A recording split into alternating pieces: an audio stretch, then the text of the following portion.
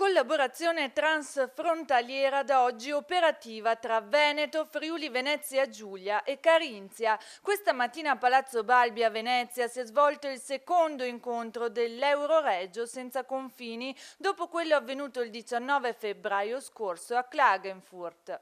Per Luca Zaia e Deborah Serracchiani, governatori di Veneto e Friuli Venezia Giulia, uniti negli intenti al presidente della Carinzia Peter Kaiser, al centro del programma ci sono la sanità, sviluppo coordinato del trasporto pubblico locale, integrazione dei sistemi di istruzione, cooperazione fra università e istituti di ricerca, cultura, turismo. Soprattutto ci rivolgiamo in Europa che è molto sensibile nel finanziare progettualità macro regionali. Noi siamo la macro regione, l'Euroregio senza confini, che ha le carte sicuramente tutte a posto per essere finanziata. La partita di Electrolux è quella che ci preoccupa di più in queste ore e devo anche dire che la nostra sfida è la sfida del Friuli Venezia Giulia e viceversa. Vogliamo salvare questi posti di lavoro, vogliamo parlare con l'azienda, ma soprattutto vogliamo capire se il governo si decide a convocare il tavolo a Palazzo Chigi, perché governatori, azienda e parti sociali devono essere assolutamente sentiti e seguiti